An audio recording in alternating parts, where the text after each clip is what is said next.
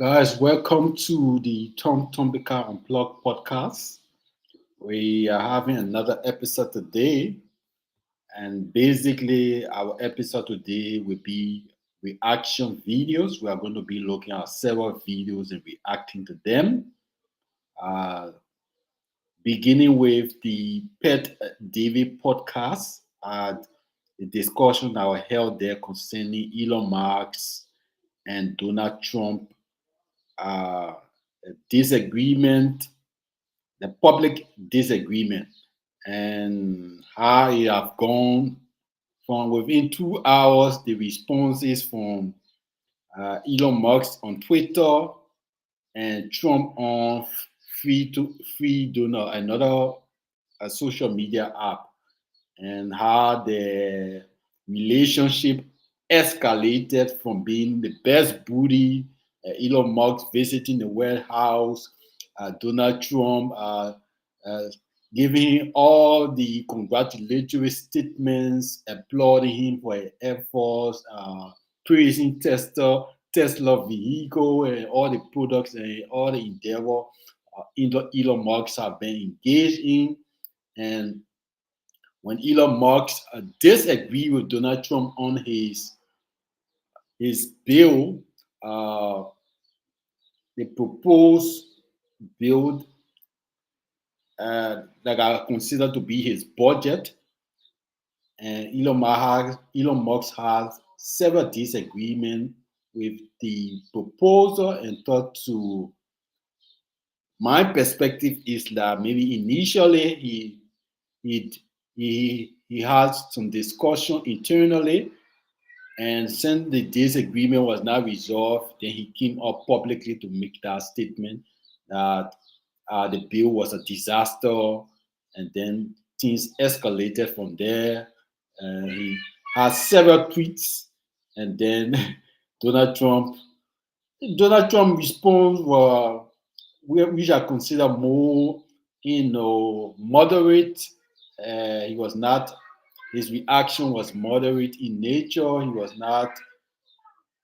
He never escalated as to the extent Elon Musk escalated.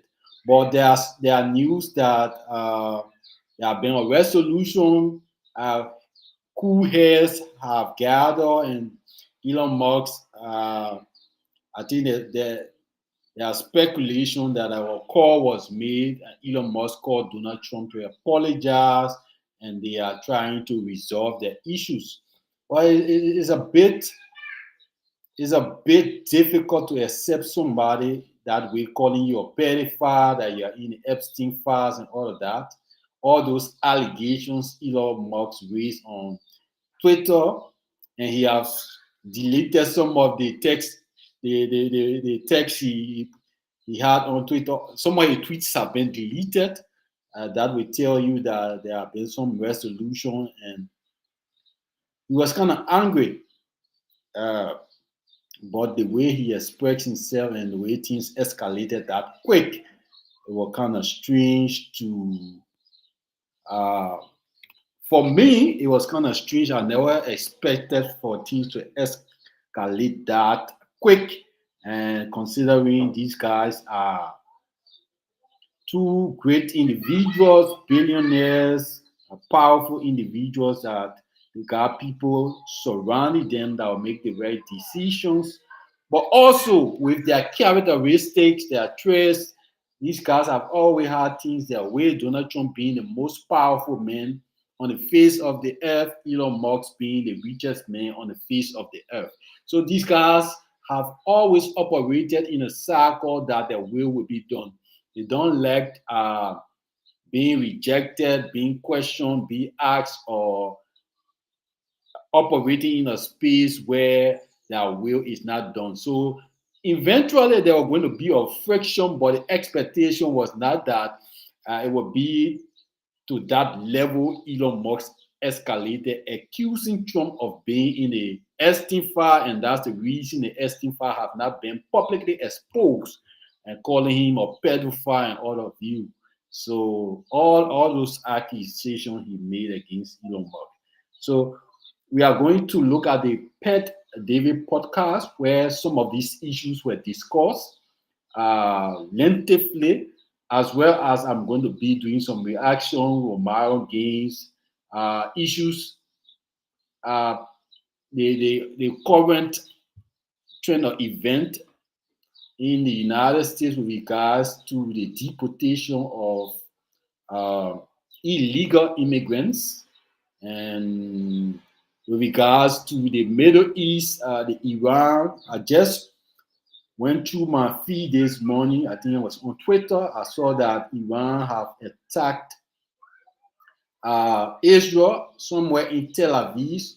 A strategic headquarters there were bombed by Iran. So that is very critical, and we are going to go look at all these videos.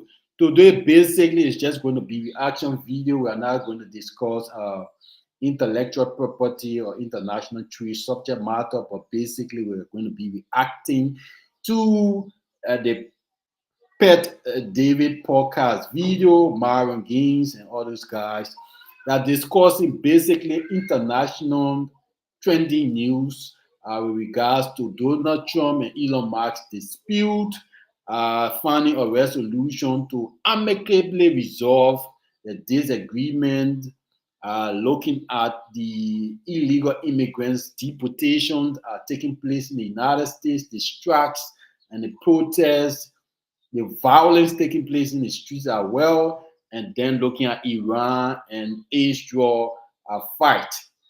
So let's go into it. Let's go into it. Let me share my. We are live on Facebook, Rumble, and I'm sure we are also on YouTube. We should be live on YouTube now. So let's go into it. Let's go through the Pet David podcast and see what we can consider here. So let me share my screen. ICE protest.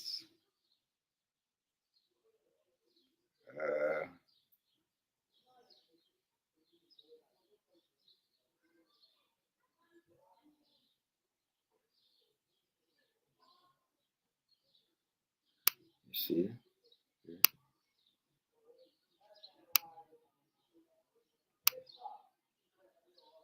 Oh, okay, so this is it. Let me share my screen here. Pet Davis.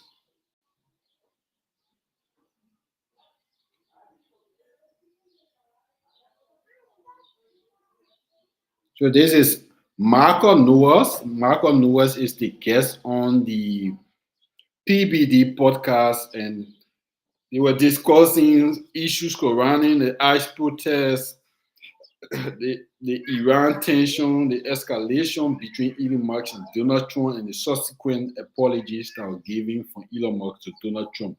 So let's go through it together. Guys, you can support us by liking. Please like, comment, or engage our comment, or engage our content here. That is the only thing we ask of you. Like is free, sharing is free, all these things are free. So please support us by liking, sharing. Let me stop sharing and really discuss this thing. It's kind of getting me annoying.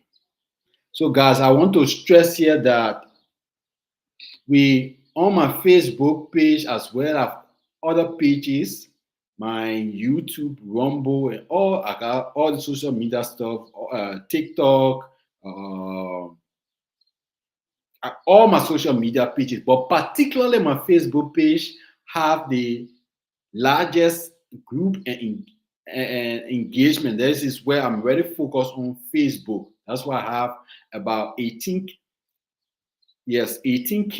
followers.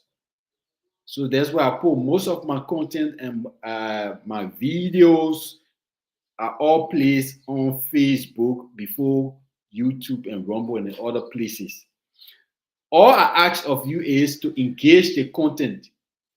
We take our time, we make videos. We're not asking you to make any payments. The subscription is there, but if you can subscribe, please engage the content. You go to the views, I see several views, people viewing the views, my videos, and all that kind of thing. They will view it, but they will not like, they will not comment. If you don't like, you don't comment, the algorithm on Facebook and other social media platforms will not support our content. So please like, that is all we ask for you. It's free. While you viewing a video, you just click like. You can just comment. That's all. But it's so difficult. You watch the views from the first one to the 20th, but you will not tap like. This is all we ask for. We're not asking you to pay me money or to do anything for me. I'm just asking you to like, engage the content. That's all we ask of you. Yes. Let me go on my Facebook page right now. Let me go on my Facebook page right now. Let me show you. I may not be able to show you, but people are not engaging in the content. You go on the views, you got 20 video there, you got about 200 to 300 people watching the views, but nobody will press like or love or something. Engage the content. You can watch 20 videos and you don't. The simple thing is to just press like, tap like, and you're not willing to do that. Please, that's the only way you can support us. With that, our engagement will increase, and then the Facebook algorithm can be able to support our content and spread it out there. But if you don't engage and you take all your time to watch the video, it is very disingenuous of you, and we encourage you to like and comment. Please engage the content, please. And this is why I'm, as part of some of the reels I can place there. Please like, please comment, please. I will not be putting please like, please comment, or like a free if you are liking the videos. The same time you can take to watch the reels, to watch the video, that same time while you're doing it, you can then click like. That's all we ask of you. Please. So let's go into the video, please, guys. Let me see my reels here. Okay, let me see the reels. So I have about 20 to 30 views here. People watching it. Look at the other views. It got about 50 viewers. They want here 30 viewers, but nobody like. You see, I don't understand. Please, guys, please, when you're watching the video, click like. When you watch the video, click like. Don't dare watch and leave. That's how you support us, because I take my time. It's just a matter of respect and courtesy that somebody take the time to post a video for you to see for your entertainment. And then at least the only way you can reciprocate your appreciation is by clicking like, by engaging the content for the algorithm to share the video to many places, and then more people will be able to engage it. This is all we ask of you. Likes are free. Comments are free. All those things are free. If you are, it will take too long of the time to comment, you can then click like to increase our engagement. So this is all we ask of you. So let's move into the video. Let me move into the reaction video here of Pet David. Okay, so it's Michael Noel's on the Pet David podcast. So let's go into the issue of the disagreement between Elon Musk and Donald Trump, how the disagreement escalated and subsequently led to Elon Musk apologizing to Donald Trump and deleting his tweets as well. So Trump was the best president of my lifetime. He did a very good job. He formed a coalition that no Republican of my lifetime had formed, and I felt he was robbed in 2020, and I felt he needed a second act. And I thought, regardless, he was going to get a second act. So I never really had any doubt about the Trump train. All right. So, Rob, do we have the Wall Street Journal story that says Musk retreats on Trump attacks after call from J.D. Vance, Susie Wiles? Vice President J.D. Vance and White House staff Susie Wiles urged tech billionaire Elon Musk to mend his public feud with President Trump during a call last Friday, with Musk de-escalating on Friday by posting on X I regret some of the stuff that I said, which is what we just read. Vance described as both an attack dog and a problem solver, refrained from criticizing Musk to facilitate peacekeeping. Per people familiar with the matter, the feud erupted on June 5th after Musk, a former close Trump advisor, criticized Trump's tax bill, and we know the rest. Is there a video on this? Because it's yellow here, Rob. Do you have a video on this one here? I believe the video that I have for this was the one we just played. It was the Miranda Devine clip. Got it. So when you read a story like this, Susie Wiles and JD, are you under the impression AirGrid revolutioniert deinen Schlaf. Die neue Schlaftechnologie von immer. Entwickelt that Susie Wiles and Musk have a good relationship? Because there's another story that came out that says the ice, what do you call it? The ice lady or whatever it's called, right? Where, you know, the conflict started with her kind of trying to protect the president, because that was one of the criterias where she said, I will work for you, but you can't let it have an open door policy allowing anybody coming to the White House like you did in 2016. We got to protect a little bit more. What do you think your impression is of the role that Susie Wiles played or JD played in calming Elon Musk down?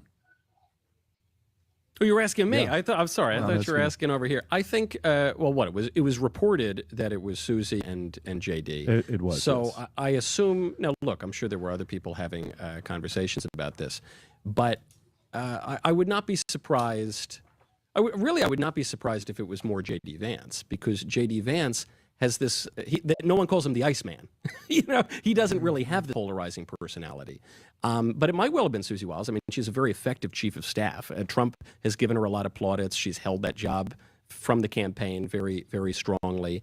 But beyond J.D. Vance and Susie Wiles, I think it was probably the public opinion surveys that started to, because there were surveys that were taken right after this went down, and very few people took Musk's side over Trump. There were a lot of people in the middle who didn't have any opinion or who didn't want them to be fighting or whatever, but I just don't think the battle played very well for Musk.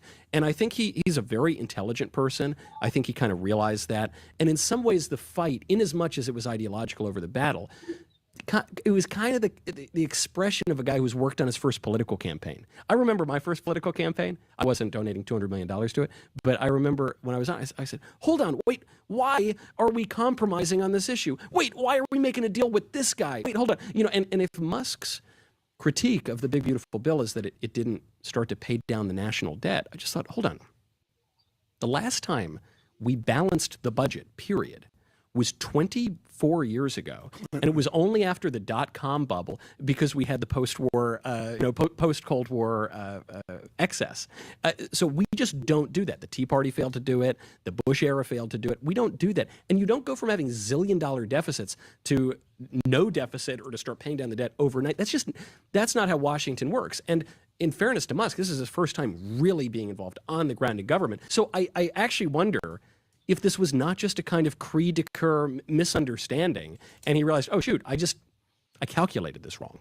I think that's pretty extreme, though, what he did. I mean, it was extreme. It's a little extreme on what he did. And I want to show a couple clips here, but before I come to you, can you play this Trump clip? Rob, which one is the one that you want to play, this or the other one? So I have Donald Trump. This is where President Trump talks about the fight that allegedly happened between Scott Bessent and Elon Musk and whether or not he witnessed that. Go for it. Can't hear it, Rob. Still can't hear. Get physical Now I with can the hear. Treasury Go back a little Secretary. bit. Ever see Elon Musk get physical with the Treasury Secretary? No, I didn't. And I tried to They ask. did have an argument. But I didn't see a lot of physical. A physical And there was argument. a New York Times report that he did not want to talk about, Elon Musk, that alleged that he, towards the end of his time in the White House, was blurring the lines between recreational use of drugs and medicinal. Do you think he ever had drugs here at the White House? I really don't know. I don't think so. I hope not. Look, I wish him well. You understand. We have a good relationship, and I just wish him well. Very well, actually. Okay. I don't know. I hope not. I hope not. We've got a great answer. A couple things here. Let's start with Trump. Have you ever seen a more measured, respectable response from Donald Trump with this fight with Elon? Because any other Trump response would have been, you're fat, you're gay, you're a druggie, you're 2016, stupid. for sure. With Elon, it's, I wish him the best. Yeah. I'm praying for him. I hope he's doing great. I think you asked a very good question. What role did J.D. Vance and Susie Wiles. Susie Wiles play in convincing Elon to say that? I don't even know if they had any. I don't know what they did, but I'm pretty sure they said, "Don't go in on him, Trump. Be measured. Take the higher road." Because in my opinion, you're right. Elon looked at what he did and goes, "Damn, I messed up." Yeah. Okay, you know he messed up because when he deleted the tweets. Yeah. When you start deleting tweets as if you can delete a tweet, but you're not going to delete someone's memory like it's Men in Black and Will Smith. Hey, look here, boom. We all know what you said, dude. No, you know, we all knew what you did. Hold on one sec. Yeah. So I think he messed up, and I think he realized, oh my God, I'm a man without a home because I see what's going on here in LA. I'm not going to go become a Democrat. The whole narrative over the weekend was, is Elon going to start funding the Democrats? 0% chance of that. Right. So I think Monday came around. He goes, well, what the hell did I do? And Rob, you'll appreciate this one. There's a very famous Seinfeld episode where George rage quits on a Friday, George Costanza. And he goes and tells Jerry, and he goes, yeah, I quit. I got the hell out. He goes, what are you going to do now? He goes, I didn't think that far ahead. He goes, just go back in on Monday and pretend like it never happened. And he goes, never happened? Never happened. He goes, you're an emotional guy. Nobody takes you seriously. Just go back in on Monday, pretend like it never happened. So George woes back in on Monday. Everyone's looking around like, what the hell are you doing here? Sits down at the table. Everyone's looking at the boss, goes, what the hell are you doing here? Get the hell out. You're fired again. So that's what happened to Elon, is that he came to his senses and he's like, why am I going to war with Trump? Yeah. I need Trump. Yeah. And that's where I think he's at. Okay. Is this Besant and the question that's being asked? Go for it, Rob. Hey, how are you doing? So far, so good. Okay, I was just curious because I know Elon Musk body checked you at the White House. So just no animosity to Elon Musk, right? You know that? That's what I heard. So you believe That's what I heard. you believe what you read on Breitbart is what you're telling us, Congressman. I didn't know if it's too sensitive for you. I won't ask that question, but let me I will know. take South Carolina over South Africa any day. Mr. Secretary. Shots fired. Did he just say I will take South Carolina over South Africa? What does that mean? You're making Is he from South Carolina? He's from South Carolina, and Elon, he's like saying, who you want to... Oh, gotcha. I see Listen, what you're saying. then let me tell you. player. Then what Trump said and what Besant said, something happened. Then there's no think so. question. I think It's so. done. Because I like that Trump said something did happen. And Besant just said he will take some. I mean, He didn't say it didn't happen, Yeah. that's for sure. he didn't say. But does that make you happy? That, and we talked about this on Tuesday. Like Michael, this is I love that. It's like alphas in the room fighting for what's the best in the country. And guess what? That's what guys do. They punch each other in the face. This was what my happens. This was That's what my guys point. do, bro. We watch football. We drink beer. We punch each other in the face. We run the deficit. It's what we do. Chest bump the Treasury Secretary. That's what we do, man. Well, But Elon's, How you like that? This to me We'd cup check. is How you why feeling? I brought up the whole hoax. You know, it was all a farce, whatever thing. Yeah. Is because people. I remember when I was barely involved in politics, I did not take conspiracy theories very seriously. And then when I got a little bit involved in politics, I thought everything was a grand conspiracy, right? And then I got really involved in politics, where I knew a lot of the key players, and I was seeing things happen firsthand. And I started to realize, I kind of went back to the first one. And I started to realize, no, man, sometimes things just happen. Because even these people are not omnipotent, and sometimes they have bad days, and sometimes they've been stressed, and they haven't slept for a week, and sometimes they body check the Treasury Secretary, and sometimes the bros just call each other pedophiles, and then they got to make up on Twitter, you know? And it happens, and there's going to be fallout. I would be surprised if Trump brings Elon totally back into the fold after this. Let me ask you I just this think, question. you know, to your point, he probably went a little bit too far. But they're going to kiss and play nice. I mean, Elon's a big figure in Republican politics as of the last 6 months. Let me ask you this: with Trump, that his level of trust pre the tweet of Epstein to now, what is his level of trust on Elon's temperament? Right. From a week and a half ago to today, what do you think it is? Yeah, it would be very difficult. If you were a guy as circumspect and prudent and you keep it real tight like Trump does, it would be hard to unsee the tweet, I think. It would be probably imprudent to unsee the tweet. What would you say? He went from, Tom, what would you say? From where he was at 2 weeks ago, what percentage he had trust. Let's just say he trusted Trump, Musk, whatever. It's not 100%. 92%. Yeah. I don't know. But what do you think it is? Where did he go from, and where is it at today? I don't think it's zero, because Trump has worked with a lot of people that he understands that there are two arenas, the arena privately and the arena I publicly. get that, Tom. What I'm asking you is, where do you think it was 2 weeks ago? Where do you think it's at today? I'm trying to tell you in less words than Adam would use. I think it's probably 10%. I think it's down at 10%. I don't Where think was it's it zero. 2 weeks ago? Huh? Where was it 2 weeks ago? 2 weeks ago, it was probably 85%, 80%. Oh, that's a big drop, Tom.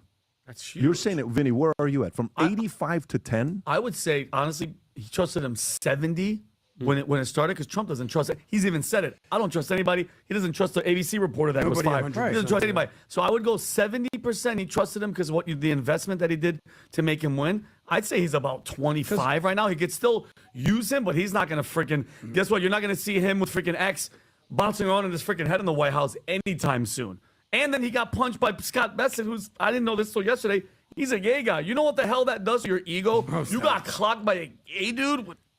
That's not But he's good. like one of the straightest gay guys you ever Yeah. saw. You know what I mean? There's gays and then there's. But I respect these guys. Like, yeah, I'm gay. Michael, I'm gay. Then yes, like that person is a whole different. But to Pat's question specifically, you take a look at it this way. He didn't get angry and yell at the boss and walk out of a meeting. He said, I think this bill is a disaster. That is a statement about a big project everybody's working on that is not helpful at all. So that's how the confrontation escalated.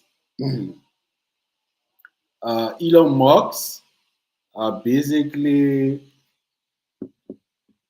like I said, maybe initially, let me stop sharing here first before we continue. So like I said, initially, maybe Elon Musk, in the background, internally with the Donald Trump team, had a discussion about his disagreement with Trump development bill. And maybe those exchanges or disagreement were not resolved. And Elon Musk felt angry that those disagreements were not resolved, and then he went to publicly state that the bill, Donald Trump development bill, was a disaster, openly to critique a Donald Trump bill. This is Donald Trump agenda. This is the agenda he campaigned on, and this is his development agenda for the United States. And Elon Musk coming out publicly to say Donald Trump agenda for development is a disaster, publicly criticizing Donald Trump's development bill when he had all the opportunity to do that internally. Even if he had disagreement and those disagreements were not resolved, you can still move ahead with not openly coming out to challenging, to criticize his bill. But that is the step Elon Musk took, because like I said, powerful people have egos. Elon Musk is the richest man on the face of the earth. So is Donald Trump the most powerful man on the face of the earth. So these two guys, these two individuals and character have their egos. They have a lot of power, a lot of play globally. So obviously that is why Elon Musk acted in the way he acted. And that's how the confrontation and the feud began between Donald Trump and Elon Musk. He came out publicly to criticize Donald Trump's development plan for the United States. So let's go ahead and continue.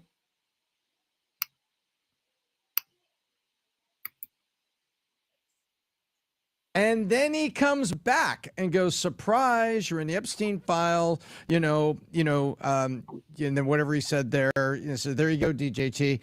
That problem solved. Fiverr's got talented freelancers for anything we need. Yeah. Just You now, have 3.5 years, I have 40 years. that I mean, he goes just very went on and personal. on and on. So and for on. me, Pat, that suddenly goes personal. That's a second shot. And then it's like, and then the other little things in there, it's like, So maybe I'll recalibrate it at trust him 75%. But remember, he was defending him and he kept him in the chair. Everybody's in agreement on that. Trump. So like he's saying, Elon Musk went further to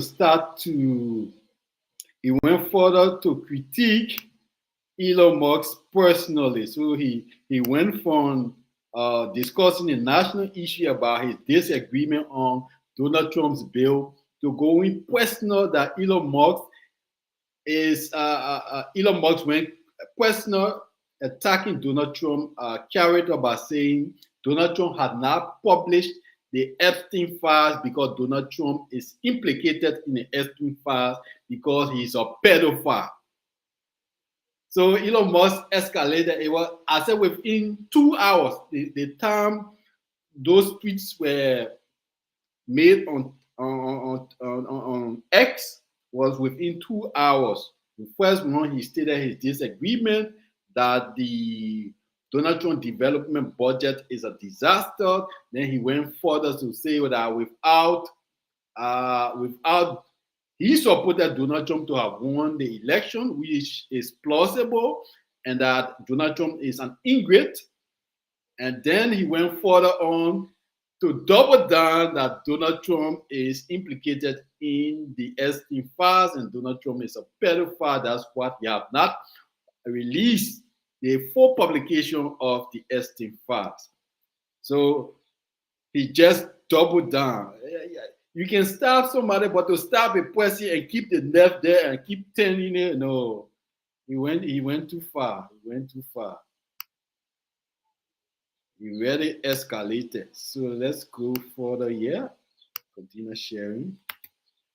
Kept him in the chair when others, as recently as 30 days ago, were trying to push it out. And then you get personal. So I think take it 75 to 10. But I think it's a big drop. Okay, so maybe here's a different quote. Were you going to give your score? I'll give you. I love how Tom took 10 minutes to just say a number, but he called me out. I think he went from 69%, which is down to somewhere between 6 and 9%. Okay, that's an Elon Musk number. So then here's the next question. The next question is, in a setting like this, where he's at right now, go a year ago. He needed 100%. June, last year when we were in Hamptons and all of a sudden he got shot. I'm like, what did you just say? Yeah. He needed him in a big way. Okay. How bad does he need him today compared to how much he needed him a year ago? That's a complete different score. I'll come to you first. He needs to make sure that he's not an enemy. I agree. He needs to make sure of that because that $200 million can go the other direction too. And X is the one.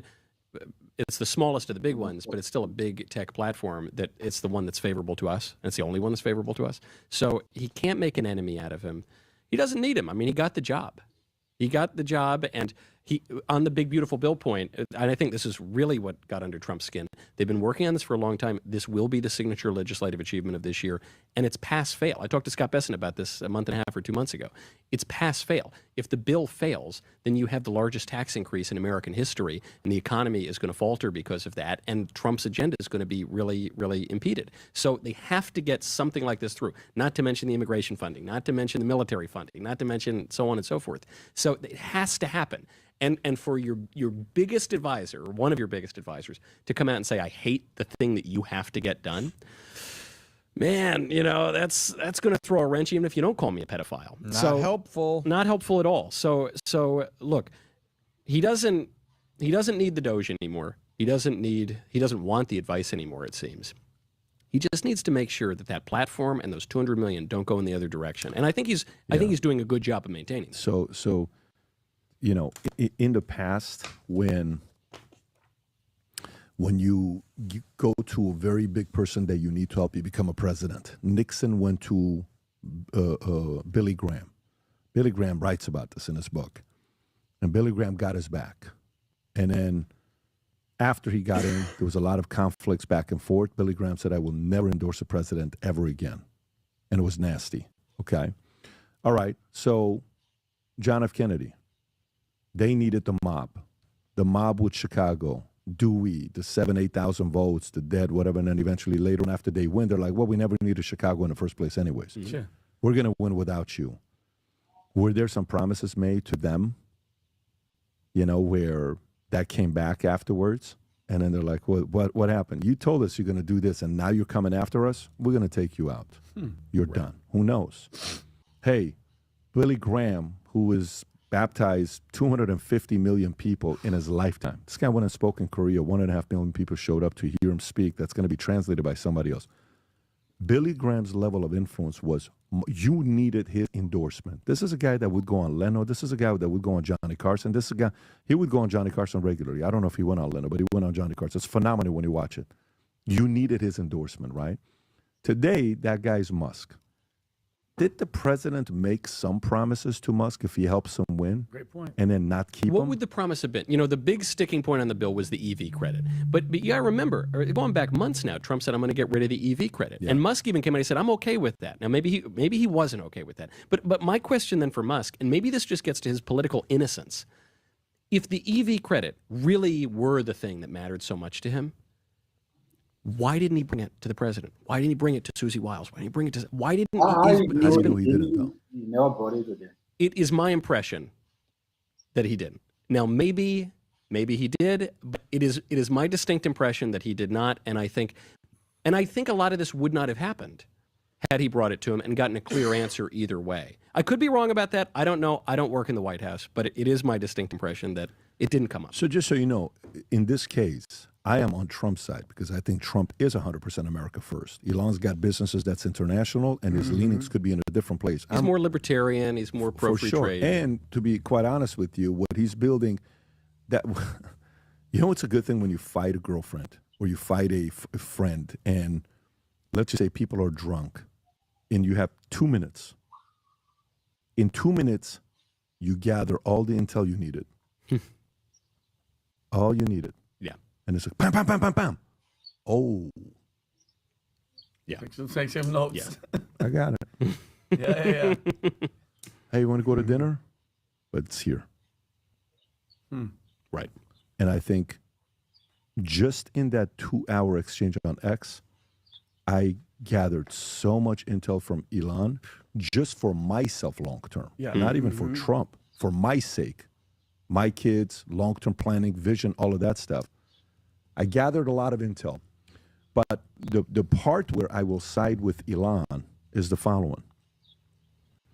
In anything you do with business, with sales, with parenting, with marriage, with any of that, if you overpromise and underdeliver, you just create an enemy. So in this case, if he promised Musk something and he didn't deliver, Musk's going to sit there and say, dude, I took a break for all my company, and I went and lived in Pennsylvania. I tanked my companies. Exactly. Yeah. For you to help you win, and you don't want to help me out with these two things because now Susie Wiles says, look, we're in here, we got to move on, and all the people in your ears. That could, it's going to sound weird, that could cause a certain level of rage and anger in Elon that may not affect Trump, but it may affect people that come after Trump. That could be an issue that we have to deal with for decades to come. Yes. That's the only And in fairness to Elon, by the way, people are talking about the one sticking issue as the EV credits, and maybe that's it. That's a real personal kind of issue. But in fairness to Elon, I think maybe even the more likely option is he went in there and he thought it was going to be really freaking cool to take a chainsaw to the federal government, because he's super libertarian and he's a tech bro and he's whatever. And he saw Javier Milei, the Javier Milei chainsaw. He got it. I was there when he got his Milei chainsaw. Gave him a big chrome chainsaw. Right. And I think that he made all these cuts, and he was promising a lot with Doge, and then he comes out, sees this big beautiful bill, and realizes that the federal deficit in 1 year is going to wipe out any cuts he's ever possibly going to make.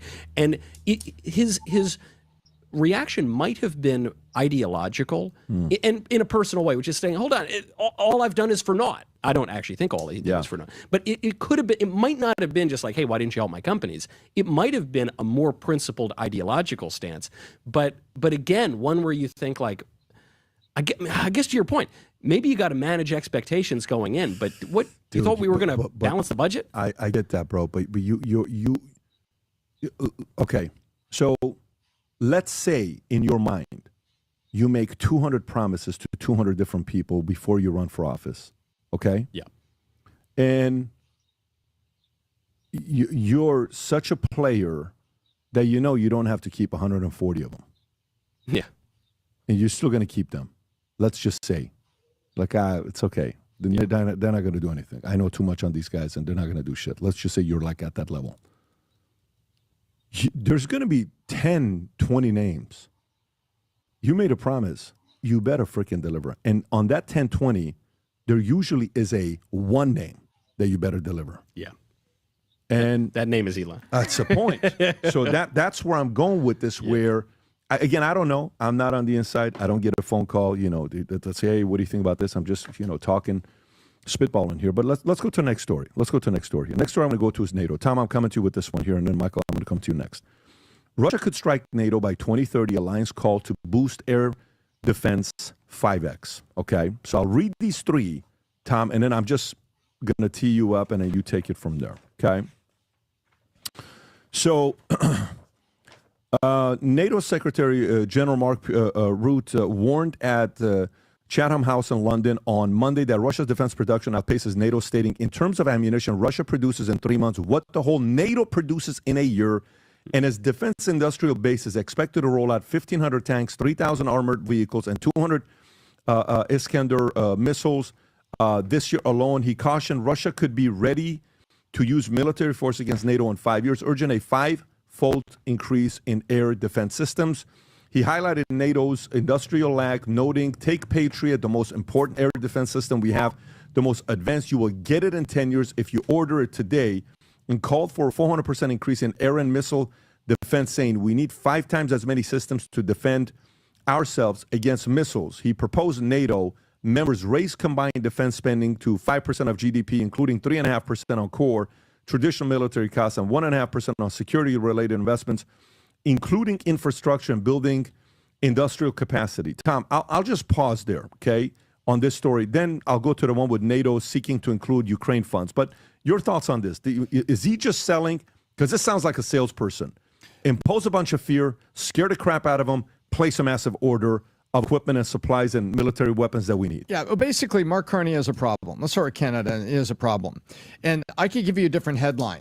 Woman tries to figure out how to pay dinner check when boyfriend fails to return from bathroom. That's really what Mark Carney's got here. And Trump is a boyfriend that says, you have to pay for your own dinner.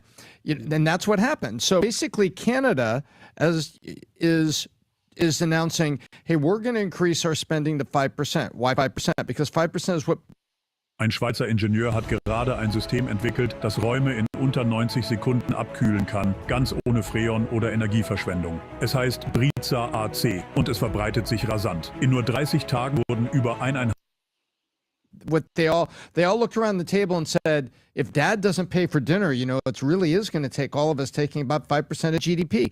So that's what happened. And they're trying to get all the NATO alliance together.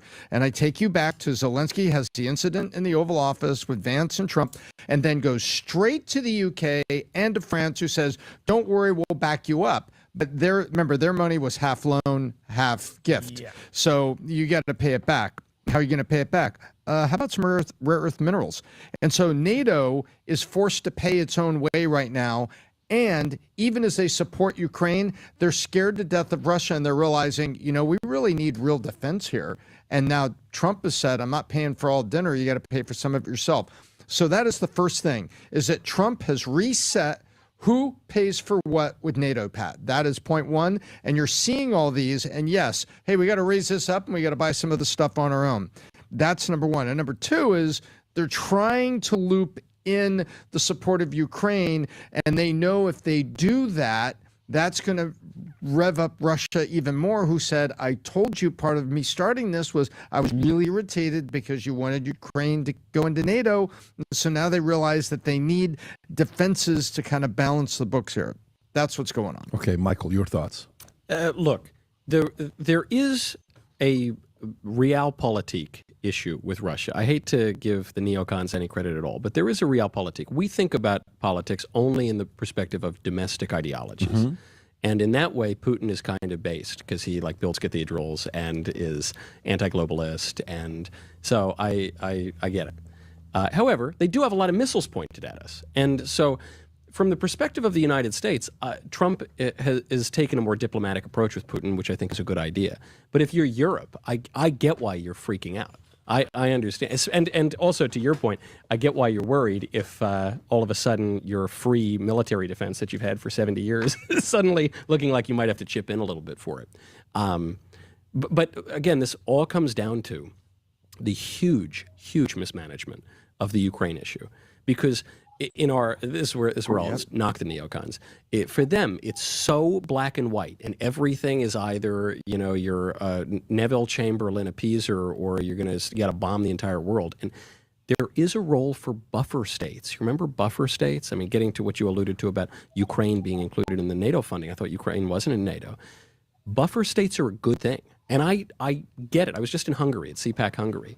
And the Hungarians have a very balanced view because they actually take seriously what Russia's thinking. And if I'm Vladimir Putin and I see NATO beginning to encroach a little bit more and the European Union encroaching a little bit more into Ukraine, I might view that as an unacceptable security risk. And maybe that gives me the excuse to go in and do something that I've been planning to do for 20 years because I think that the fall of the Soviet Union was the worst event of the 20th century. It could be all of those things combined. But it just seemed like we bumbled it.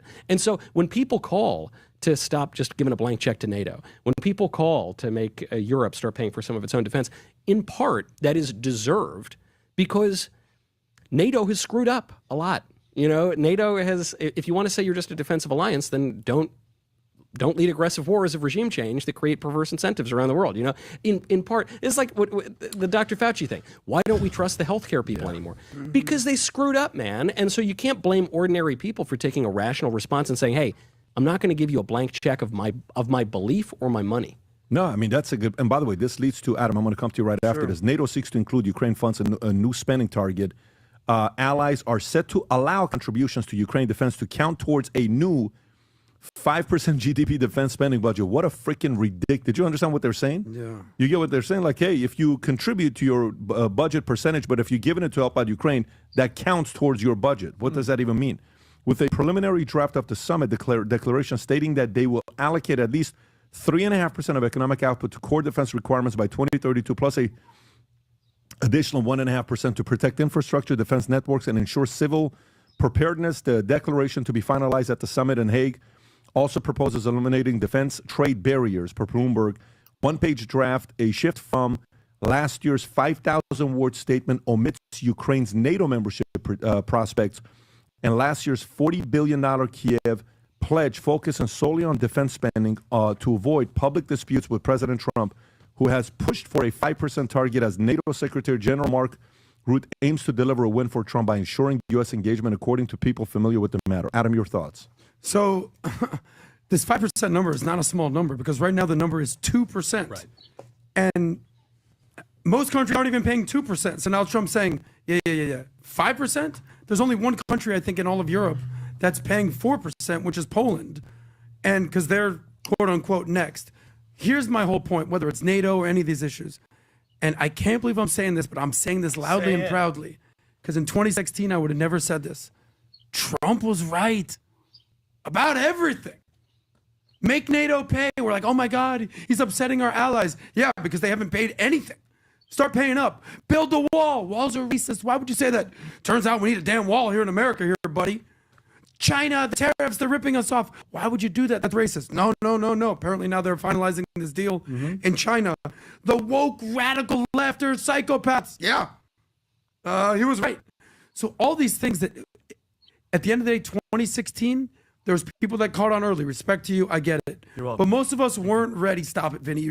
I was there. You weren't there. Yes, I was. 2016, yes, I was. Most Americans weren't necessarily ready for that because it was such a drastic change. If you're watching any of the media from Obama to Trump, but looking back at it, everything that he said in 2016, the Mexicans are coming, some of them are okay, but they're rapists and drug. It's all been true. Yeah. So NATO is just one component of all the truth telling that he was saying. So I got to give respect I just like to the Trump. fact check. I was there the entire time. You find one clip of me saying anything wrong, I'll give you $1,000. There was no clips of you in 2016. Yes, there was. No, that's you were why I doing left Los stand-up Angeles with the because I was Wayans talking shit. brothers, bro. No, I was talking shit on stage. And guess what? When comedy club Show me a owners, clip. comedy club Show me a owners were clip. like, "Hey, you can't talk positive Show me about a Trump." clip. That's the truth. I've always been that guy. Show me a clip. You're just coming around. I've always been that guy since day one. Show me one clip. Fact check. Fact check live. Notice said he doesn't have one clip. What do you mean? Listen, guys. Of my stand-up at the Laugh Factory? I'll show you. Guys, either step up to Besant and Musk's level. Seriously. I don't want to hear I'm done with $1,000. this. Listen, buddy, Right? I'm Adam, done. you play the gay guy. I'm going to play the straight guy. Adam, go buy a Gets a bike bus. in Miami. I'm not doing it. All right, let's continue. So Donald Trump says U.S.-China deal done as two sides restore trade war truce. What does that mean? President Trump announced on Truth Social on Wednesday that U.S.-China trade deal is done. Rob, if you got it, I wouldn't mind just reading the whole thing if you got the tweet. Done, stating our deal with China is done, subject to final approval with President Xi and me receiving a Geneva truce that includes China supplying rare earths upfront. Treasury Secretary Scott Bessent testified if China will course correct by upholding its end of the initial trade agreement we outlined in Geneva last month, then a big, beautiful rebalancing of the world's two largest economies is possible. The agreement reached after 2 days of talks in London. Lancaster House addresses tensions over Chinese rare earth exports and U.S. chip export controls with China's Vice Minister of Commerce, Li Chenggang, great name, describing the talks as rational, in-depth, and candid, expressing hope that progress will be conducive to strengthening trust between China and the U.S. Both nations agreed in Geneva last month to slash tariffs by 115%.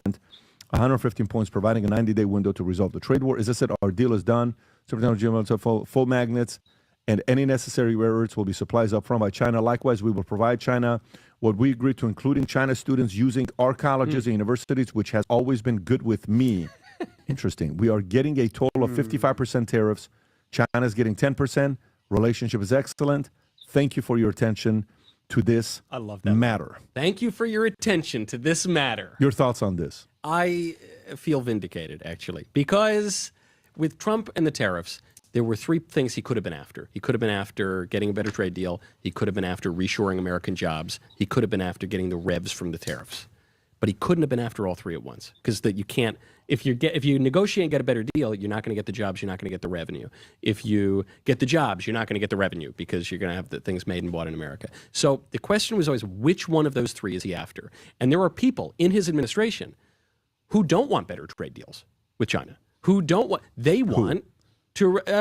Well, I think Peter Navarro would be open about this. Okay. I think Peter Navarro is the openly pro-tariff, let's reshore American jobs guy, and I think there are other people. So, but there are others who were like Elon, very pro-free trade. We don't want tariffs. We don't want, And so, what was it going to be? And I thought the whole time, Trump has the mainstream view, and the mainstream view, not the hyper-ideological view, the mainstream view is, no, we're getting ripped off. We want a better deal. And so then when it comes down to kicking the Chinese students out of the colleges or whatever, Trump was it's so funny. He says now, it was always fine with me. The administration was saying these guys are spies. They're sneaking biohazards into America, and then you had all the chattering class reacting, saying, that's right. We need to kick every Chinese guy out of the country. This is insane. We need to. But with Trump, it's always a negotiation. It's never, this is his great strength. It's how he builds a coalition of people who disagree with each other on a ton of things. He's just always kind of working. He's weaving. What did he say on Joe Rogan? Yeah, he's always weaving. He's always weaving. Michael knows this was a it's long called the weave. weave. Yeah. He also said Adam, that. thoughts? Schultz. Show me, don't tell me. Show me the money. If you've ever seen Cuba Gooding Jr. and Jerry Maguire, show me the money. How much do you trust Trump that the deal is done? I'm not at 100%. I hope he's not just, tweeting this because it's kind of done-ish. Because as much as I don't trust Xi or his people whatsoever, I also don't necessarily trust Trump to tell us 100% if this is 100%. You're saying this might be a weave. This might be a tactic. I'm just saying, you just said he's a deal maker. Maybe he's announcing the deal before the deal's done. You just said and he's they're right still about wheeling and everything. dealing. I don't know. Those are big issues. This is a big deal. I think he was right to take on China. deal. PBD, do you think that this deal is done? Or do you want to hear Bessent or Commerce Secretary Howard Lutnick come out and say, yes, handshake, picture, deal is done? What is this, Rob? This is Scott, Howard Lutnick coming out and saying that boy the trade Howard. deal is done. Can you press it? Lutnick. Is this just now? This was, I believe, Wednesday morning. Is he saying me it's see it. done? Take a listen. So the idea is we're going to go back and speak to President Trump and make sure he approves it. They're going to go back and speak to President Xi and make sure he approves it. And if that is approved, we will then implement the framework that we have worked hard over these last 2 days. That doesn't mean it's done to me. It means it's kind of done-ish and we're waiting on approval. Yeah, I don't know. Like, for example, we've been working on a negotiation the last, how many weeks would you say, Tom? Almost 3 weeks. Okay, 3 weeks. And let me tell you, to tell you it's nasty would be an understatement. You know when the announcement's being made? Today in 38 minutes. Oh, shit, what's going on? No, literally, in 38 minutes, I'm jumping on the Zoom to announce to people what deal we just brokered. Okay. And there's going to be 20 people on that Zoom, 25 people on that Zoom. Do you know when the deal got signed? Last night. Huh. Wow. Not one thing has been, and it's a massive deal that'll be announced at noon here that we have a Zoom to talk to these people, okay? We signed a contract yesterday. I could have said it 7 days ago. I could have said it 4 days. I could have said it 3 days ago. But to me, I'm not going to sit here and say anything. All these guys have done bigger deals. So you got Howard Lutnick is, what do you call it? Kenneth Fitzgerald. Kenneth Fitzgerald, freaking $3.5 billion guy. This guy's been around. He's battle tested. He's a stud. You know, he went through the controversy, 9/11, everything. So tough. Thick skin. My CTO worked for him for 15 years. So he's a stud of a guy. You got Trump's been doing deals for how long? Since he probably was a kid, 6, 7 years old, he's been doing deals, right? And there's an element of publicly, announcing it to hold him accountable. But there's a pattern here. I was so excited about Panama Canal. Deal didn't get done. Yeah. I was excited about a lot of things that were announced that it's done. That's not getting done. Epstein's going to be dropped in 2 weeks. Didn't get done. Yeah. Didn't get done. Didn't get done. So I don't know. I mean, let's just say if 8 out of 10 deals get done with this approach, keep taking the approach. Mm-hmm. It's been a lot of chaotic announcements that is not yet finalized, and I don't think it's a good look. So I hope the deal is done. Trust me, I want the deal to be done, probably more than anybody here. I want the deal to be done, but... Close the gate, close the gate. Okay, phew, that was close. Let's get these +6 troops. Nice, I can get the shotgun upgrade next, but the gate closed on me. I gotta destroy more. Much rather say, it's been signed. Mm-hmm. Here's what's in it. Boom. Versus, well, we got to go to the president. He's got to agree. We got to go to Trump. Xi's got to agree. And then we got to get the stuff that we agreed on last 2 days. And by the way, you know what happened? Some of the things you negotiate on. So we're negotiating something. I made it very clear everything that I want. Contract comes back. They added 3 things to it. I never agreed to this. I'm done. I'm out. And it's like, what happened? Well, why did you add it? Well, we don't think it's a big deal. You don't think it's a big deal. I think it's a big deal. Yeah.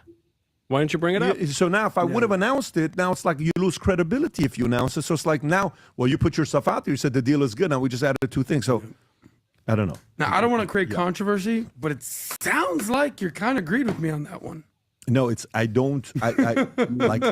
think you announce after you sign. That's what I'm saying. I know. Show me the money, and then you can announce. Bro, who was a couple players that the NBA announced the deal is good? A-Rod. Was A-Rod supposed to go to the Red Sox? I thought A-Rod was supposed to go to the Red Sox. Is that who was supposed to go to the I actually don't remember. Tom, wasn't A-Rod supposed to go to the Red Sox? They announced it. Do you know the story? Yeah. A-Rod became a Red Sox player in 2003. Do you know who announced it on ESPN? Who was it? Dude. So that's when we got him. So the Red Sox are about to announce they're getting the deal. Everything is done. Wow. I didn't even know that. Everything is done. They announce it on ESPN. Yankees find out, they come over, boom, cut it, they overlap, they take him over. Why did you announce it, Red Sox? Yep. Why did you announce it? So to me, a lot of this has happened in sports many times. This has happened in business a lot. Just don't say anything till it's flipping signed. It's the most transparent administration in history. This might be the downside of that. I think there's a lot of playing to the market. There's been a lot of playing to the market. And what this is a technique, and it's called leak the LOI and keep the harbor of safety for the negotiating partners. Very simple. Leak the LOI. We have a framework we've worked very hard on for the past 2 days. That's an LOI, like a letter of intent. However, our CEO, we're going to make sure he approves it. Their CEO, now there's the harbor of retreat. so that no CEO loses face if the deal shifts. But now Wall Street likes it. Hey, I think the merger's on. And it's a positive thing for both stocks. So leak the LOI, save the harbor back. It's, that's kind of what I see here. And I agree with Pat. You've seen this repetitively. I'd rather have, this is very positive, and we have one more step, but we're going to take with Xi and Trump. But we could be there, but we'll let you know. I would respect that statement a lot and understand that the political, you put it out there for the political wins, and you're also playing to the market a little bit. So, but come on, at some point in time, you got to make it happen. You know who also doesn't believe Trump? What I say to you is, if it's working, keep doing it. It's not working. That's right. Yes. It's not working. I was hoping we would have Panama Canal. My biggest thing was we need the Panama Canal because that's one way of holding China accountable. We don't have it yet. You know what's funny though? What this tips. Unless I missed something, Indian Parliament didn't. By the way, you know what what I hope is in this agreement. You know what I hope is in this agreement? Do you know what I hope is in this agreement? I hope they said, get out of the way with C.K. Hutchinson getting in the way of the Panama Canal deal. Don't get in the way. Allow the deal to be done. I would funding want that in that deal. And I'm hoping it is. Was it I'm hoping it is. Doc or whatever that is. I'm hoping it is. I'm just going to say I'm hoping it is. What's kind of funny about what all these little deals, though, point out, everyone elected Trump because they think about the N-word, not that one and not the nuclear one. Michael! No, not that one, not that one. But national. Nagasaki! Yeah, no, it was nationalism. They think Trump is this hardcore nationalist. All the complaints about him, first time, second time. He's an isolationist. He's going to try to return us to some yeoman fantasy or whatever. Yeah. No, man. Trump's vision of politics is imperial. Trump's vision of politics is engaged with the world. He's trying to take back the Panama Canal, which he should have done, and Jimmy Carter was a lunatic for giving it up. He should take Greenland. I don't really want all of America's evil top hat because I don't want to be countrymen with Canadians, but I see that point. He wants to be engaged with China. He wants to be engaged with the world. The distinction between him and the liberal globalists and neocons is that he wants to do it in a way that is beneficial to the American interest. So it's just to this point on his coalition that he's formed with all these disparate groups. How does he bring together hardcore libertarians and hardcore war hawks? How does he bring together free traders and protectionists? How does he bring together all these groups? He has this kind of weird synthesis of politics, which is no, we want America to be strong. We want America to lead, to be engaged, to be rich, to be powerful. We're going to punch back at those protesters when they hit us, but we're going to do it in a way that benefits us. To me, that rewrites a lot of the rules of trade and international security. The market doesn't necessarily believe Trump because they're kind of calling him the little boy that cried deal. Because if this deal was done and the market did trust Trump, what he's saying, the market would be going bananas today. Are you kidding me? But the market's down and it's even flat in some components. So if it were me and I thought that a Trump-China tariff deal was done, the market should be up 1,000 points. It's down 24. That's a good so point. the market's saying, I don't know about this, Trump. The Dow is down 24. NASDAQ's up. NYSE is up. S&P 500 flat. is up. It's barely up. Yeah. Well, let me read. Do we want to go? Let's just wrap it up with these two stories. Numbers are pretty clear. Okay, so Luigi Mangione. Remember Luigi Mangione, this guy that killed the left savior, their leader. He just turned 27 years old. If you were wondering, he turned 27 years old, and my phone blows up yesterday. Okay, and he writes this letter, writing 27 things he's grateful for. Okay, that's the letter, and it goes viral everywhere. If you can zoom in, okay, my friends, my family, the many talented, generous individuals. Letters he's received, the MDC mailroom, memes, and then number 7, the countless books I've been sent. While I've read many of them, vast majority of them, I've loved facilitating collective practice in Sudoku and have distributed these books to many grateful inmates. My favorites include Ayn Rand's Anthem and Patrick David's Your Next 5 Moves. And Ray Bradbury's Fahrenheit 451. Who sent him the book is the question. Listen. Somehow, some way, that book is in prisons now. Wow. Okay? And he's reading it, Your Next 5 Moves. And my phone literally is blowing up saying, hey. This can't be real. Is this real? This is real. This was by, okay, zoom out a little bit, Rob. Can you go to the story that posted this? Sure. I believe it was TMZ yesterday. TMZ. And this is sent to him while he was in prison, right? He posted this publicly. This is right there. This is TMZ. Go in. That's the letter. Okay, go down, Rob, and then go to the story that TMZ posted. Dude, you are such a good marketer. It's insane. I can't. That is like the craziest marketing I've ever heard of. Oh, we didn't send it to him. We've never given this guy the book. Like, I'm trying to say, whoever got the book, and there is, you know, go a little bit lower. Now, I want to know if you read there, number 7. So this is from TMZ. Or after? But by the way, here's the interesting thing. When the event happened, the day we looked at him, he was following 72 Twitter accounts, if you can go to it, Rob. And it was some interesting people he followed. So it's not like he's following, you know, hardcore leftists, all that stuff. That's the part where you're wondering what is the accounts he's. So Ezra Klein, keep going a little bit lower. So you got some of these names that you're looking at. Okay. Yeah, NASA Sam Altman, Snowden, of course, AOC, Hyde, myself, RFK Jr., Brett Weinstein. So the mixture of people, John McAfee, Dawkins, Steve-O, Rogan, right? It's a very interesting collection of people. And it's not like he follows 20,000 people, right? He's following, Trevor Noah, some of these other guys. So it's just interesting that's so out there. How do you process this, PPD? Like, this is so weird accolade. Can I ask you a question? This is weird. This is very weird. What would be one of his next 5 moves if you're just in prison? Like, stay away from Bubba. Don't, you know what I mean? Watch your ass. Like, what do you... Consider becoming a neo-Nazi? I don't know how the gangs are working, but you probably need protection. I wonder what his... I got to give you credit, PPD. This is a story. If my name was on Sunni it, or this Shiite? would be What do I pick? buried on the bottom of the pile.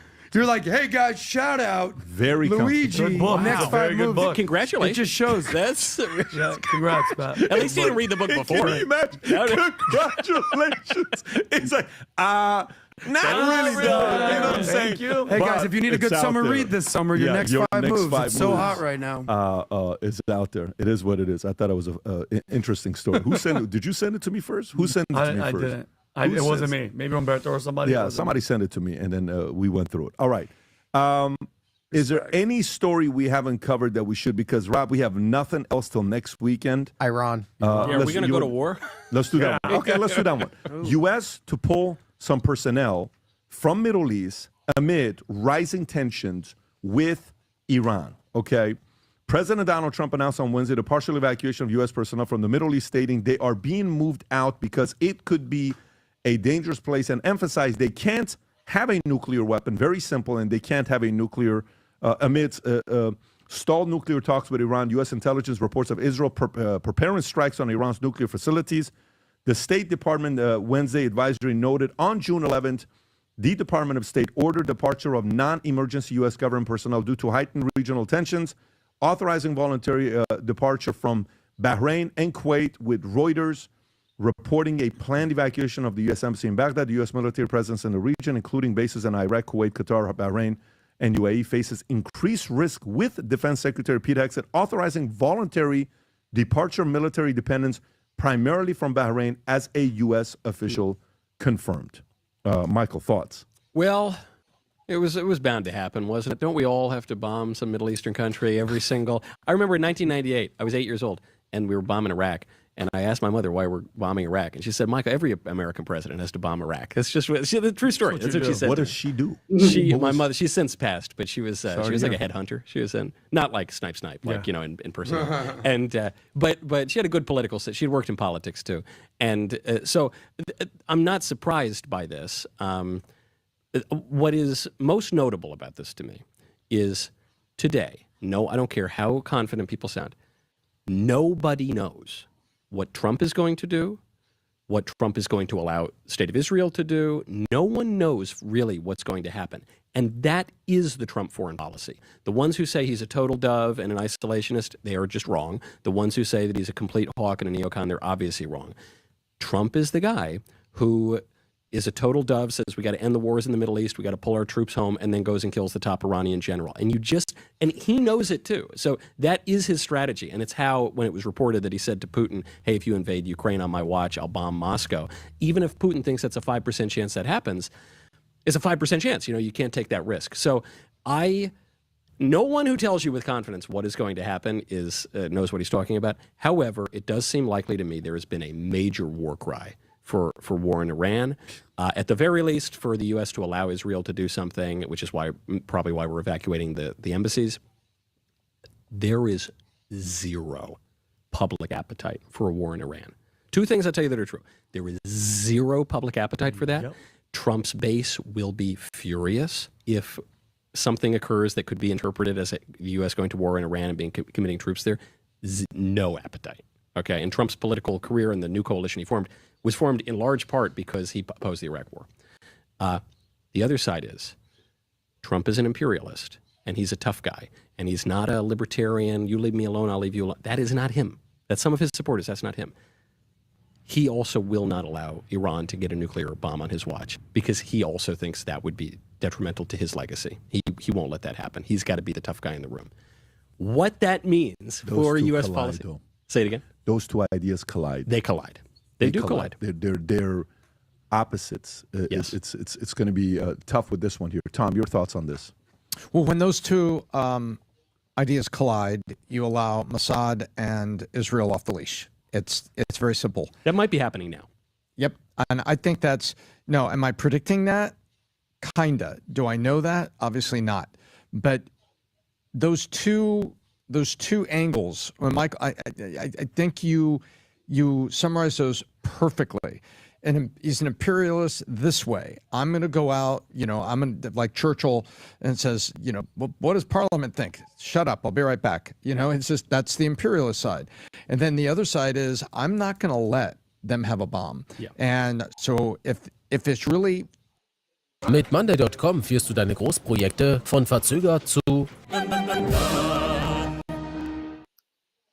just centrifuges, he's got to listen to somebody other than the CIA. They're moments away. They're wiring a button at this very moment because that's what you're going to get out of For 10 Nikki years. Haley, the military-industrial complex, and the CIA. So he's got to turn to it. Well, where do you go?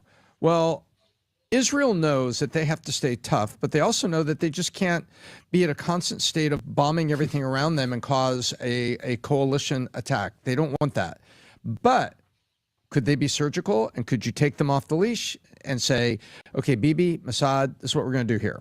I think that's the play. Adam. I think there's three main players here. There's Iran, there's Israel, the United States. And I think the United States is trying to get a deal done. If there's anything we know about Trump, it's let's make a deal. And if you believe any of the reports here of what's going on in Iran right now, there's no deal in sight. Trump says Iran much more aggressive in nuclear talks. It's disappointing. Satellite photos reveal Iran's nuke program is still going on, vanishing roads and AI drones. Surprise, surprise. So Trump's trying to get a deal done, and Iran's like basically saying, F you. So now Trump is saying, okay, like, do you think Trump has a better relationship with Bibi Netanyahu or the Ayatollahs? Rhetorical question. You don't have to answer that. Obviously, it's Bibi. And I think at some point, Trump said, okay, we're not getting a deal done here. They're not coming to the table with anything. All right, listen, I don't know what's going to happen. I know that I don't want a war. I don't want that my people want a war. So here's what I'm going to do. All the Americans, get the F out. Israel, you do what you got to do. I don't want a war. I don't need a war. Don't call me if you do this. But if you do this, this is your decision. Consult, great. I don't want any American troops here. But the U.S. embassies are going to get hit. Yeah, that's the problem. Well, that's why they're getting out of there. Because if you know anything about Israel's doctrine regarding Iran, while Iran is shouting death to America, death to Israel, with a clock that says destruction of Israel, Israel's sitting there being like, I really don't want to have to blow you mother suckers up. I really don't. But the one doctrine is preemptive strike. The best defense is a good offense, they say in sports, or the best offense is a good defense, however you want to look at it. So they have three major components. They have number one, what's called the Begin doctrine, like Menachem Begin. And it's basically, if we're about to get nuked, get them first. That's numero uno. And then, Bibi said a famous line, talking about Obama, about the famous red line. He said, red lines aren't meant to be drawn, they're meant to be enforced. If you do this nuclear thing, we're going to attack you. Straight up. Number two is the imminent threat, self-defense, which is essentially like a derivative of what number one is. And number three is we need to protect the neighborhood. And this is going to be a little controversial take. Israel's been fighting wars with everyone around them. And they all attacked first, right? The Houthis, Hezbollah, Hamas, and they go bing, ding, ding, bing, destroyed them all. Also took down Syria. And now they're looking at Iran and being like, what have you ever won, bro? All you do is fund people to fight for you. And now they're all done. And now I'm like, what's up, homie? And Iran is like, oh, what are you going to do now? What's a war that Iran has won in the last, since 1979? I don't know, Iraq in the 80s? I don't know. So I think Israel's looking at saying, I don't want to do this, but we're going to strike them before they strike us. That's my opinion. Well, here's what Trump said when he was asked about it, Rob. You know, removing soldiers. Here's President Trump. Moved out because it could be a dangerous place, and we'll see what happens. But they are, and we've given notice to move out, and we'll see what happens. Is there anything that can be done to dial the temperature down in the region? They can't have a nuclear weapon. Very simple. They can't have a nuclear weapon. We're not going to allow that. By the way, when he was, when they were negotiating with Obama, you know how long it took him to get the deal done? 2 years. So you know what Iran has? Patience. They're like, yeah, we're going to take our time. But they're dealing with a different guy. So it's going to be interesting to see how he handles this year going there. Put yourself in Iran's position, though. If you're the mullahs and you say, okay, America, I know, you never want to put yourself in the position of the mullahs, but if you're them, you say, okay, you're telling me that you won't swap out my regime as long as I give up my nuclear program. Isn't that what you told Gaddafi? Like, how did it turn out for Gaddafi? I don't want to end up like Gaddafi. So I at the end of the street, killed by your own people? Yeah, and some of the stories were pretty gory, right? Oh, yeah. It's horrifying. So if you're them, I understand, you know, it's, again, when I think about the libs in America, when I think about the mullahs in Iran, you can't just say, well, they're just total crazy lunatics. Yeah, sure, there's some of that. But from their perspective, or Vladimir Putin for that matter, from their perspective, what are they supposed to do? They cannot give up all of their enrichment and expect to stay in power. I never today expected you to say you wanted to one day wear a turban and like. You know, I was not expecting that. I had no idea. When we were being tasteful briefed, hijab I was not. I was not expecting that. But you know what? You're right. It is true that they don't trust America, and why would they? Like I can visualize them saying, "Who the hell are you to tell us we can't have a nuclear weapon?" Okay, great. So now you can find out. What are you going to do about it? So that's the part where what you're saying, he's in a very tough place. Yeah. The president is in a very tough place. And, you know, you can, like, imagine how nuclear got with him and Musk. Okay. Yeah, that was nuclear. Lasted how long? 4 days, 5 days, 6 days of nuclear? And it went like this, boom, and then it was boom, right? And it's kind of like done. We're moving on to the next story. But if this goes nuclear, it's not a nuclear because it's a analogy you're using, it's going nuclear. No, it could go nuclear, and it could get very, very nasty with them. Nobody in the world wants it, so Iran is not one that is, is not willing to go there because they don't look at their people the way Americans we look at our people. They look at their people in a very different way. Yeah. And if Israel gets involved and they go to war, and then they come back saying, I need weapons, I need money, how he's going to handle it's going to be very interesting because he's probably already told Bibi, hey, man, if you go there, you're on your own. So I don't know what that call sounds like either. Is the Shah getting ready to come back? Is your fingers itching? For him to come back? Yeah. No, I don't know. After my multiple interviews with him, I don't think he wants to go back to Iran. And I know he's getting a lot of momentum right now. But for Iran to have the democracy that they're looking for, somebody needs to go back. Yes. And I don't know if that's going to be taking place. Anyways, we're at the end of the podcast. I got to wrap up because I got a call in 15 minutes. And I have to tell you, really, really enjoyed having you on. Yeah, thank you for having me, guys. First time we interacted was at the Spotify event. That's right, the inauguration. Yeah, and I was sitting there watching. We're in a room. It's us. It's Lex Friedman. Yeah. It's Shamat. It's the All In guys. Yeah. It's who else am I missing? Blaze was there. The Nelk boys. Our Walsh boys Kyle. Was there. Walsh is there. Yeah. I don't think Nelk was Google, there. Everybody. But no, we're specifically talking on the Spotify dinner that we're having. Okay, gotcha. And it was such a great, they should have recorded it because it was so fascinating watching how everybody was openly talking.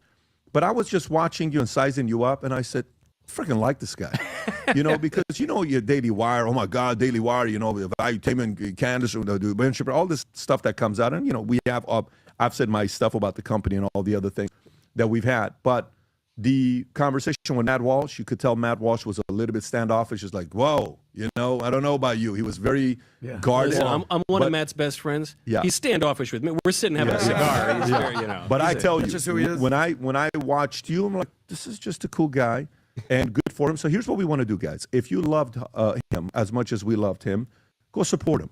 He's got a cigar company called the Mayflower. Nice. Okay, that he was kind enough to bring you a box here. And, this is the Mayflower cigar. Maybe next time we do it, maybe we do a live event at the Cigar Lounge. That sounds and great. folks get a chance to try the cigar. What is the website, Rob? It says Mayflower Cigars. Cigars.com. Go to Mayflower Cigars. We'll put the link below. Support the man if you like cigars. And this was great, and we're looking forward to having you Well, again thank you. in I the look future. forward to a You're cigar the amazing. next time. Appreciate Thanks, you. guys. Take care, everybody. Bye-bye, bye-bye. Okay, so that brings to close our episode for today. The Pet B. David podcast, PBD.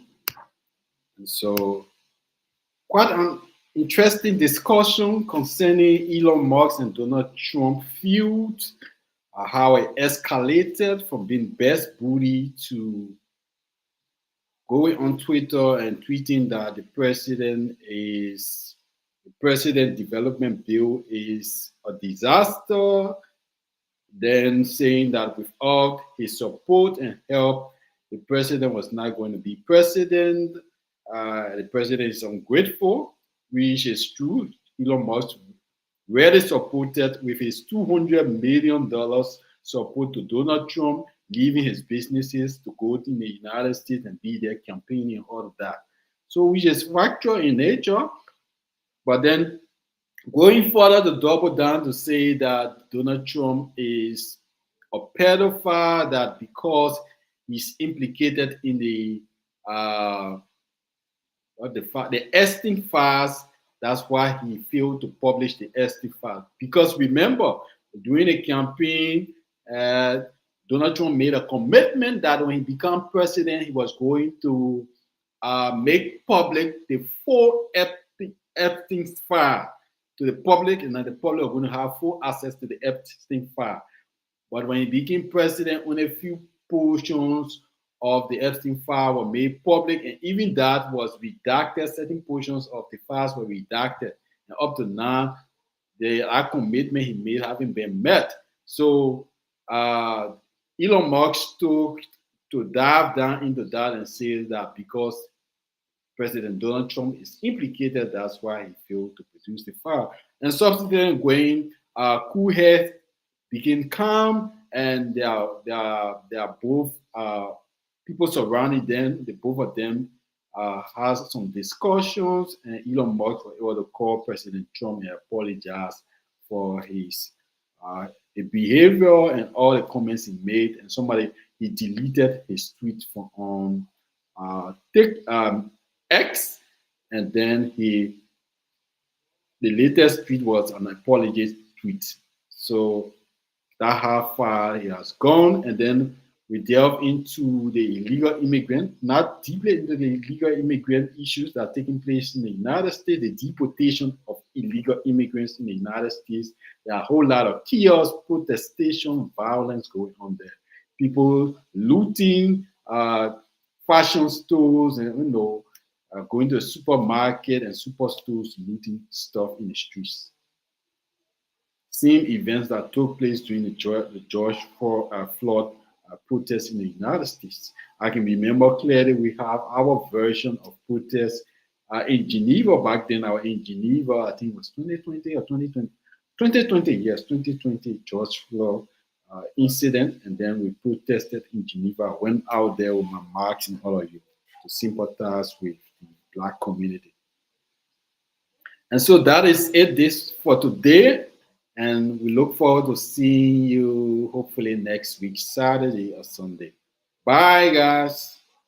Bye, bye, bye, bye. We call this or bring this episode to an end. See you on the next episode. Bye.